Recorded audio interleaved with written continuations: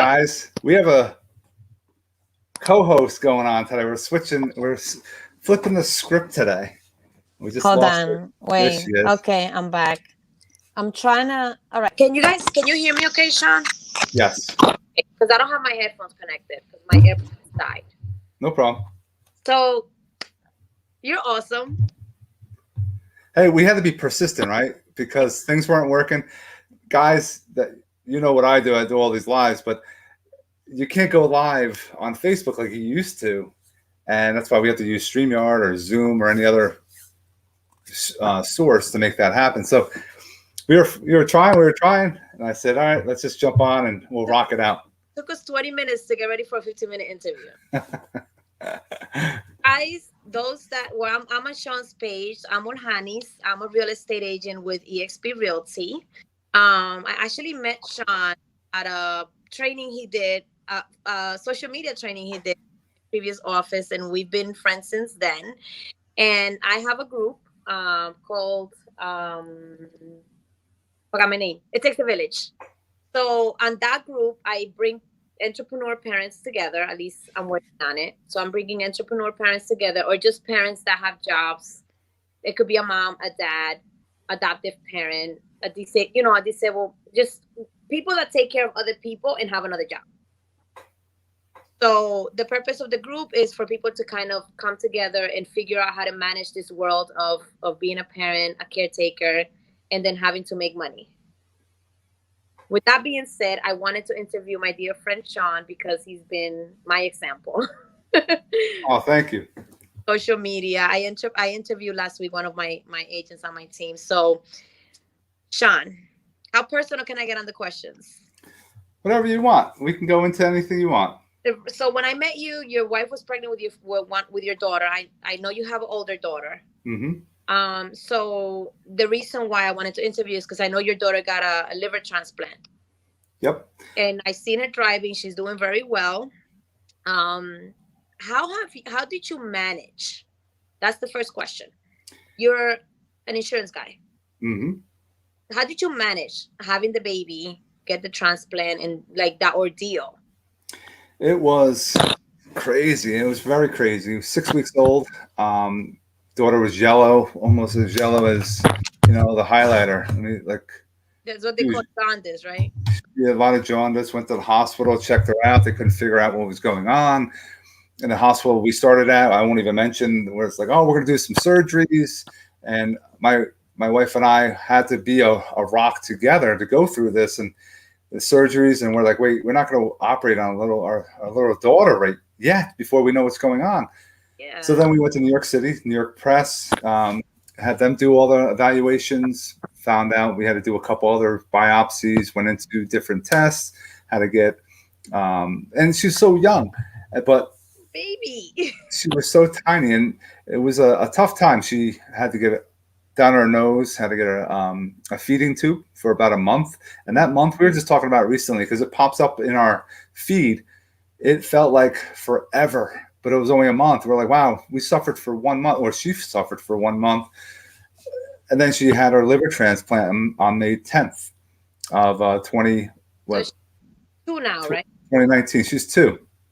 And what a So I followed you since then, and I've seen the baby go from like being in the hospital, and I have kids of my own. They're just not baby, and knock on wood, they were healthy.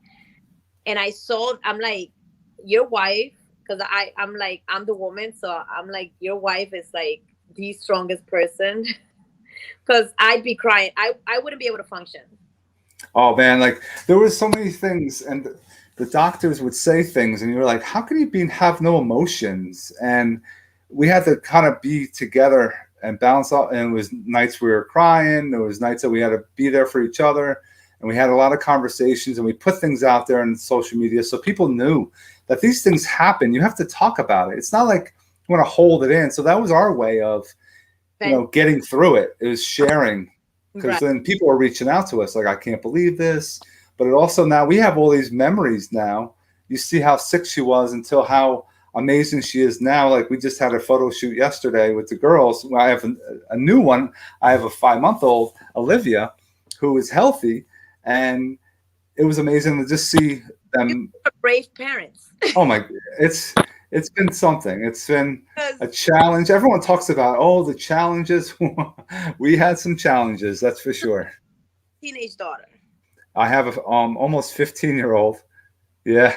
Wife have a full-time job, or she's a stay-at-home mom? Nope. She's a teacher. She's a history teacher for many years, and doing the at-home teaching With while the- taking care of kids has been a challenge as well. So that's another challenge. So now, would you care to tell us how? How did you how do you guys manage? How you, your wife, you both have a job. She's not a stay-at-home, because I see you. So I know you, I know what you do. I didn't know she was a teacher. And my kids are going to school from home, and it's challenging. So how do you guys set up your day to, like, for you to do your job working? I know you worked from home before. Mm-hmm. So for you to get your business with I know you have the connection machine, but like, how do you get business? What's your routine? It's a lot of times the phone. It's all about putting content out consistently that people will engage. Right. And engaging, like a lot of people that just look for likes and loves. I don't want likes and loves. I want to have a lot of comments. I would love to have shares, but the likes and loves, they help the algorithm, but the commenting and sharing is so key. So the more that you're putting content out there, people see you, and it's given value over time consistently. I've been doing video since 2018. So I've done over 1,500 videos. I can't even count anymore of how often I do it, because it's all about being consistent. Right. And if I can do it, I'm telling everyone out there, if I can do it, you can do it. But there's people that say they have no time. I'm like, you don't have time? What? Like, if I can do it, you can do it. And right. I tell that to everybody. So to your point, as a realtor, when I met you, I mean, I've never been afraid of video. But when I met you, you kind of gave me that push. And then COVID happened, and it's like, we have to be online. So it's hard working from home. It's just hard. So that's how you get your clients. And then you're on the phone all day, as am I. How do you work it with your family? How do you let the kids understand, that the teenager especially understand that when you're spending time with her, you're taking her out for ice cream, you're doing whatever, that you're going to be on the phones, and honey, you have to understand. They know, like, it's funny. Natalie actually will sit there and take the phone. She'll take my phone and be like, hello, hi. And she'll start talking. And it's so funny because I'm kind of mentoring her into a salesperson if she chooses to be like that in the future. But she knows, and we set it up so that when it's family time, it's family time. Right. And I have a basement, so I'm in the basement right now. I have it all set up with my lights and my backdrops and everything else. So I told my wife, I have some time. I need to knock out an interview. I know how important this is, because the more that we are talking and we're communicating, we're sharing and giving those golden nuggets, that's where the value is. It's not just us talking about real estate or insurance, right? Working out. I'm all about coaching too with working out, but it's something that you have to do it. Right. But you also, my family knows I will answer, and if they hear babies crying and the client on the phone or the prospect, most of the time they don't even care. They're like, "Oh, no worries." I'm like, "Listen, I'll sit here. I have my 5-month-old I'm giving a bottle to, and I have my 2-year-old making the living room a mess." But that's just how things are. You have to, make it work. And yeah, I mean, there's days you're like, we were talking the other day, my wife and I, about how before COVID, it was easy. You can go to grandma and grandpa. Hey, grandma, we need to go out. We need to date. My next question. Yeah. We haven't been out because my daughter is immunosuppressed. We don't go out. Right? When COVID happened. Say again? Your parents had COVID? Yeah, both parents had it. My dad almost died. Like, he was just on life support for 3.5 weeks and the ventilator and all that stuff. And there was only 20% people get off that. And he broke that trend, which is great. And they're doing fantastic. So my question. Mm-hmm. Sorry. No, and it's just something that it was like, not easier, but it was just an opportunity. You can just be like, hey, can you watch the kids tonight? There's no of that for the last year and a half, 2 years, if you want to call it.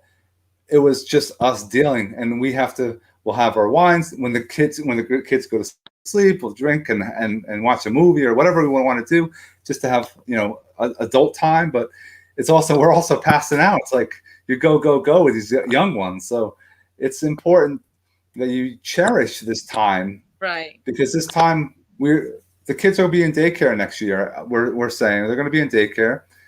I'll never have this time that we had the last 2 years, which is amazing. Those that unrefundable moments. Right. So we're taking advantage of it because it would never have happened in real life. Yes, it's COVID. It's a tough time, but we're getting real close with our kids, and we're cherishing every moment of it. Yeah. So that was going to be my next question. So I appreciate COVID to a certain extent. Thankfully, none of my elderlies got affected. One is in Dominican Republic. One of them is here. My grandmother, who's in the ER, got her shot. So now I'm just getting ready to bring her back. Now, my question is, so my point was going to be, working from home has become normal. Now, and this is going to be our last question, and I don't want to take too much of your time. Because some of us are married, some of us are not. Some of us have to manage everything together, and some of us don't have family here. Those of us that are from another country, we might not have a family here. What is a tip you will give somebody that's starting entrepreneur, like as an entrepreneur in any industry, real estate, insurance, coaching, like any industry? What's a tip that you will give them to be able to let their side hustle become their main hustle while taking care of the kids with no family and COVID and the challenges that we face today? Make sure you do things that you enjoy.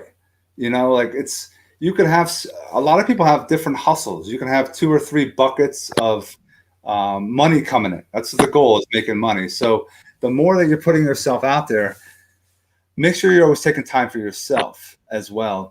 Don't allow yourself to get sick or go down a certain path because you're neglecting yourself. Right. But you also make sure you communicate and talk to your significant other and what you're doing. And some things, it's funny, people want to go and they don't realize this. A lot of people have a 9 to 5. There's nothing wrong with a 9 to 5. There's nothing wrong with having a 9 to 5 and a side hustle. Right. But a lot of people push. Why don't you just take that and make that your full-time job? Easy. It is not. It's not easy, but now you're working instead of a 9 to 5, which is people don't realize this. If you become your entrepreneur and you're going to do this full time, you're going to work 60 to 80 hours a week. It's more. And then now you're like, wow, I had time with my kids. Now I don't. And I wanted to have more time, so I have a business, but you also have to strategize. And I have a team. I have an awesome team that does and helps me for my insurance.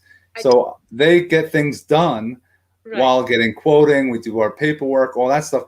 So I'm able to have time like this, and I can get out and meet and prospect and use social media like we're doing right now to grow our net worth, because we're knowing other people. And if you know the same people all the time, that's great. Make them solid, make them very, very deep relationships, but also find out what other people are doing. So you're also growing and finding out and learning from others too.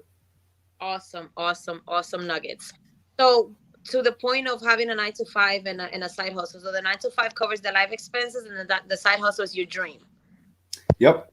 And it's, hey, I would take care of your debts. Pay off all your debt. I don't have any debt. Like, I have a mortgage. That's it. I don't have car payment. We're going to get a car. We were just driving my in-laws SUV the other day, and my wife's like, I want to get an SUV now. So it's needed with having the little ones. Doesn't want a minivan? It's either a minivan or we like the the Chevy Traverse. Yeah, we're probably gonna get up like a Traverse or the third row. A mechanic, so he was a mechanic. So I want to get a Mercedes 500. Hey, I want a Porsche too, and I want to have like this, but I also have realistic goals and having more time and being around the kids, and again, going back to no debt. Now I'm just building and putting money away, investing, and college for the other ones. And it's important. And I just appreciate each and every day I get to share what's going on. And we just did a post yesterday, my daughter, about organ donation, how important that is. People are afraid to talk about it, but it's something that you need to do and hopefully have that conversation. What happens? And if you could help somebody, one person can help about 9 other individuals survive if you were to donate your organs. Yeah. I mean, that's giver's gain. Personal question regarding the organ donation. So when I saw that your daughter needed it, I saw it online. I don't know any better. I was in the medical field before becoming a realtor. I was questioning, like, how did he get a organ so fast? It wasn't fast. It was, you go on to an organ donation list, and as sick as you get, you go higher up. You gotta, it's a point system. And it was crazy. The night before the week before, we thought we had a liver. It was 1 inch too big. So they didn't do it. So we had to go home. But about the next week, the next Friday, my daughter had the feeding tube in, pulled that out that night. She pulled it out. And we had to go back to the hospital, have it reinserted. And then that hospital, I can't name it, weren't able to put it in properly. So I said, take it out. We're going to go to the city the next day. But as we're going to the parking lot, the liver team called us and said, where are you guys? We're like, we're in the hospital. We're actually going home now. Well, you need to come to us because we have a liver coming for Natalie. So it was like crazy, absolutely crazy. The timing to me, it was amazing. The whole process. And it was we don't know, you don't get too much details about who and what, who they are and where they're from, etc., unless the donor allows it. So we don't know much, but we are thankful every day that person chose, and we were able to get that liver, and it's been working wonders for her ever since. Awesome. I mean, she's thriving. I feel watching her grow. Like, I never seen her. And I'm like, I know this little girl. She went from they worked on her. She was only 9 pounds. Our 5-month-old right now is a 16-pound monster. And she grew. She's back on the chart. She was off the chart. And she's on the chart, and she's really thriving. I think she's in the 80th percentile. And her height, she jumped up into the 90s. So, pretty tall guy. I mean, she'll be about probably my wife's height, but I think Olivia might be a taller one. How tall is your wife? She's 5'9". Oh wow! So you're gonna have 2 little models. Yeah, we're gonna have some problems. Yeah. Again, thank you so much for the appointment. What's one thing that you've done since you started this journey and this is to finalize the interview unless you want to make it longer, one thing that you will recommend those people out there that are thinking about becoming an entrepreneur? What do you recommend they do? Whatever you do, you have to be as consistent as possible.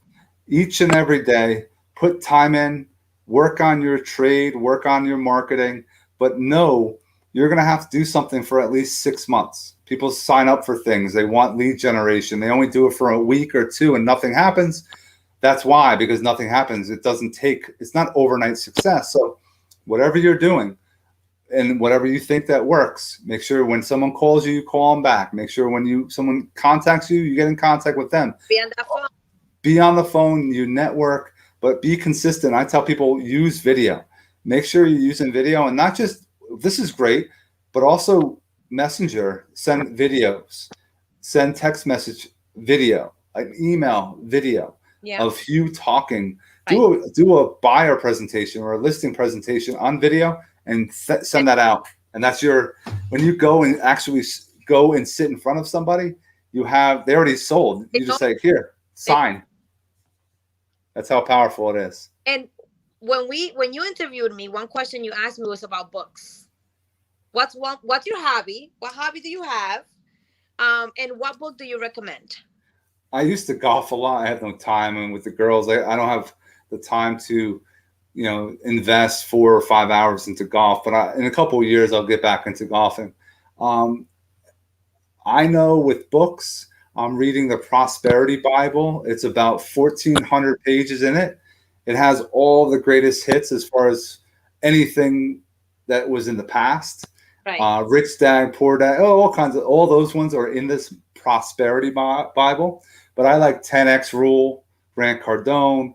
For those that are real estate agents, having the Millionaire Real Estate Agent. If you haven't read that book, read it and read it again and read it a third time. Right. Because it's actually joined EXP for something, but he's part of EXP now. Mm-hmm. Yep. So, awesome. Okay. Well, Sean, anything else you want to add? No, I definitely appreciate you taking some time out. I've been seeing and watching your growth. You're doing awesome. Keep up the good work. Thank you. And definitely, if anyone is watching this now, every Saturday from 10:30 to 11, I have my Connection Conversation show. Anyone that's an action taker that wants to grow their business to come on, I send the link. The link's in a post. You just follow how we just got on a group on this StreamYard, and you come on. You share who you are, what you do, and give us a couple tips so people are learning, and then we talk about it. Yeah, I was supposed to do that with you last Saturday. Send me the link. It's you'll have the post on that link every Saturday. Just jump on. Yeah. It could be 4 or 5. My goal is to have 15 people on the screen. And Right. We're all talking and having a good conversation. People just massive value. So it's been. I didn't come on this Saturday because I'm trying to take my weekends back. It's not working. Yeah, no, it's difficult in the real estate world. The weekends is where all the people can see property, so that's the key thing. So I'm at the next stage from you. So you have 2 little toddlers, well, one toddler and 1 baby, and I have 2 teenagers. Mm-hmm. So I'm the driver, I'm the cook, so on the weekends they want to go shopping, and it's like, Mommy, take me.